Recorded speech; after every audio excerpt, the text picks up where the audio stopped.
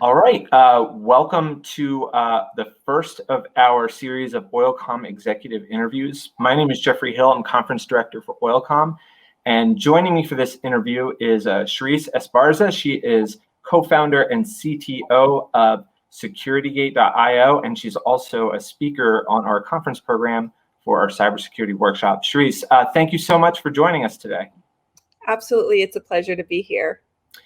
And can you, before we talk about the oil and gas market and what SecurityGate does in our market, can you tell us a little bit just about what SecurityGate does for those who might not be familiar? Absolutely. SecurityGate is a SaaS platform for risk management automation. We basically help companies understand their risks faster and know what to do about it sooner. Think of digital transformation in the cloud for not only the OT, but as well as IT, but mostly OT. Mm-hmm. And what is, when looking at what SecurityGate does, I mean, part of what you do is provide this overall assessment of risk to provide intelligence for clients. Why is the process of understanding risk so important for those clients? And is it a more complicated or in-depth process than many think?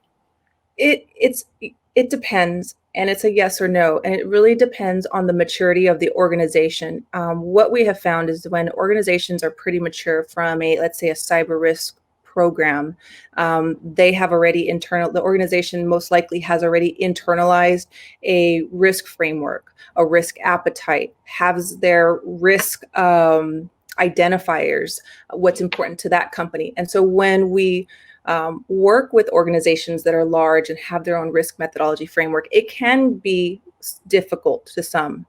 But when we're working with organizations that are just in their beginning stages of defining a cyber program, risk does often come up, and sometimes it perplexes our clients in terms of how to define risk for their organization.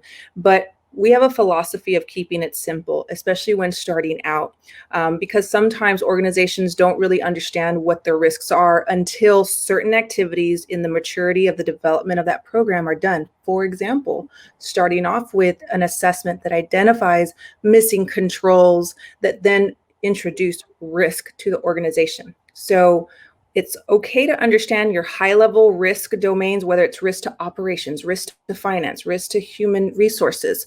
But at the end of the day, translating those organizational risk items, identifiers, to the security controls that are missing or in place further identifies how the organization should look at their risk posture based on the understanding of their cyber posture, which can only be done once you've done assessments. Does that make a little sense? Yes, no, absolutely, absolutely. And a risk audit is always a nerve-wracking experience, right? Especially if you're trying to get an idea of where your vulnerabilities are. It can be a little bit frightening, but just knowing brings sort of that peace of mind. During this assessment process, when you're working with clients, what are some of the most common surprises that you discover with your clients during this process in regards to like cybersecurity vulnerabilities? I would say the biggest misconception of any individual's understanding is the understanding of their environment. We often find after a thorough assessment that leaders didn't know that certain parts of those networks existed, or the devices, or that they had missing policies, or even on the people side. So it's very illuminating when we realize just how little information our cyber leaders have of their environment. And it's not to say that they don't already have a full plate on their hands of managing each facet of their role.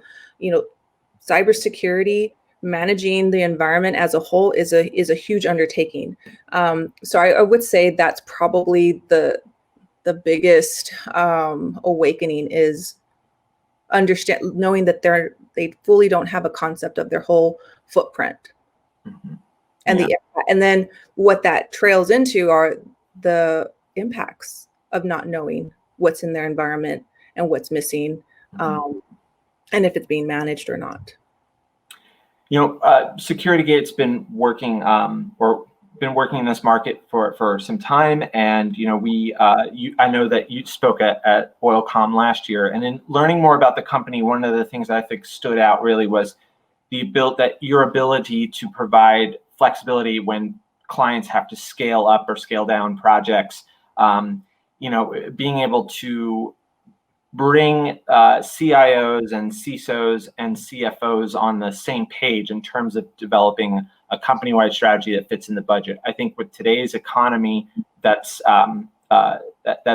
especially important, right? Because and we'll talk about this during our panel, right? What are some of the cybersecurity risks that are created by budgetary issues? How do you get these different people on the same page? How do you align budget with security priority? Well, that's the great thing about SecurityGate is that we give our stakeholders a common language to move forward with a strategic plan, as well as an understanding of their environment. And we do that leveraging a selected framework that will be implemented across their environment or across departments or across their assets. You finally have a single repository of an understanding on a common language. And let me explain what I mean about a common language. We talk about risk. Every organization has a different definition of risk, of what it means to them. They have different risk identifiers. But when it comes down to it, controls are controls, whether it's a policy, a firewall, a training, an incident response program. Those are defined very much and are mapped to different frameworks in a way that it's across the board. So regardless of what your definition of risk may be, SecurityGate provides you a common language around security controls that can start and bridge that conversation across finance, operations, risk, and IT very seamlessly. Mm-hmm. So that's interesting, and let's take this now and talk a little bit more specifically to the oil and gas sector, without getting into too much detail. I know oil and gas cybersecurity is a very touchy and highly sensitive situation. But talk about some of the work you've been doing with oil and gas clients. Absolutely. So I always like to, if it doesn't already come out when you speak to our team, myself, our leaders, is I always like to say that oil and gas, OT, it's in our DNA, mostly because that's where our roots have all come from in terms of our professional careers before we came and started SecurityGate. So we have focused primarily in the oil and gas sector, energy, maritime, transportation, and utilities. And so some of the work that we've been doing most recently are around helping really large organizations consume and automate and scale their internal risk methodologies, leveraging our platform. Yes, SecurityGate is purpose-built for our OT leaders and markets. We have off-the-shelf capabilities with our built-in libraries. But when we start dealing with some of the larger organizations, particularly in oil and gas, we have found that they already have a tried-true program, and they have either, depending on their maturity stage of their life cycle, they are either what we call they're in baseline, where they're just starting out and trying to assess what they have and get an understanding so that they can build a program accordingly. Or they're in an accelerate, where they have been managing and working their cyber program to their policies, to their assessment framework, and now are at a time, whether through limited resources, whether it's through board directives, they're ready to scale and push down and decentralize this process. Because as you know, in really large oil and gas organizations and operators, the environments not only are complex, they're global. So during this pandemic specifically, I'm really proud to say that one of the largest operators who started with SecurityGate almost a year ago really benefited from our remote decentralization capability of pushing down the assessment process to their global facilities, and they didn't miss a beat during the pandemic. So that is something that we're really proud and happy to see one of our primary use cases of the platform being executed so seamlessly. And I believe you can get more information around this topic on one of our white papers that are on our blog at securitygate.io. You can reference the Chevron white paper. Mm-hmm. It's interesting that you say that SecurityGate comes to the table with sort of an OT cultural background when a lot of cybersecurity comes from an IT perspective and struggles to sort of get what OT needs, especially in the oil and gas industry. I mean, we've had numerous panels about the differences or the collaboration between IT and OT. So it is interesting that does kind of make you unique in a way that you come at it from an OT perspective. I feel like we can relate. We can relate not only based on our experience.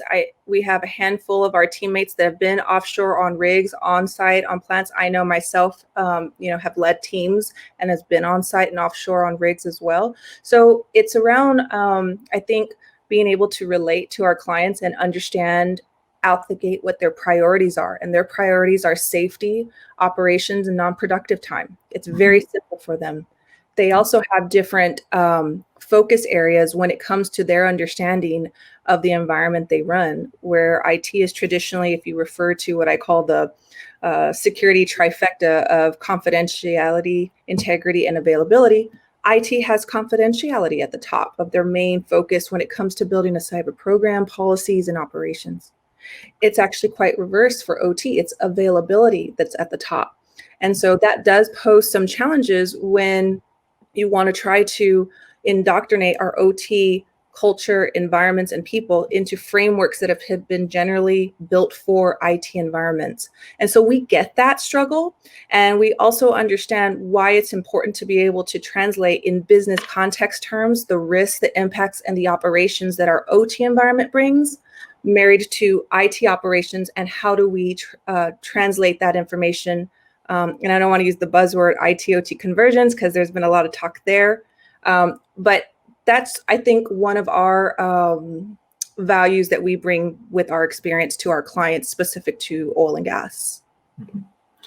My last question here, really, it'll work with what we're going to talk about during our cybersecurity workshop, but it'll lead into it pretty seamlessly here. But let's talk about what are some of the biggest cyber threats today to oil and gas, and do these threats become even more dire during periods of instability that we're seeing with the economy and COVID? I would like to prefix that statement with, I believe the threats have not changed. Just because we've experienced this pandemic doesn't mean that our threat actors have reduced their focus and shifted their energy into different areas. If not, they're probably doing it with more vigor because of the sheer fact of the human aspect in this crisis. And let me explain that. Obviously, we have all had our own experience with working through the challenges that COVID has presented us, not only from a personal, family, health, safety aspect, but our job. A lot of us have now transitioned working or have been working from home or remote for the past 6 months. And maybe some of us are now starting to transition back into the workplace. How were things being maintained those past 6 months?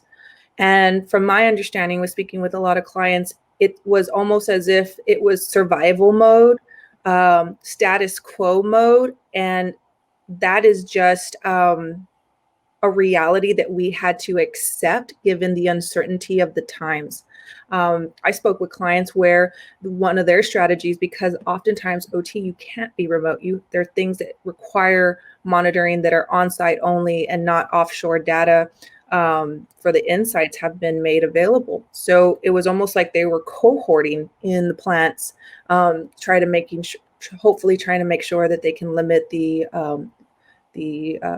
receival of corona. So I think that in terms of a threat, if I share things in conversations, yes, I think we saw an increase in network activity. And so, I mean, personally, from even SecurityGate, with all of our monitoring that we have, we definitely saw upticks during this time. But I think overall, the threats have been the same in terms of really targeting, especially the online communication software tools that we use, the Zooms, the Teams, just from personal knowledge of increased attacks there and that have been public in the news. But from the oil and gas industry, what we've seen is it's pretty much been status quo. The biggest threat was really the human side and being able to have eyes on the monitor, people on the ground where needed to manage it. Mm-hmm. And that's the perfect place to stop, because we're going to talk about this specifically in more detail during our session. Sharice Esparza will be joining us for the cybersecurity workshop on Tuesday afternoon. Sharice, thank you so much for taking some time to talk to us a little bit about the company. I hope everything is going well, and we'll talk to you soon during our panel on Tuesday.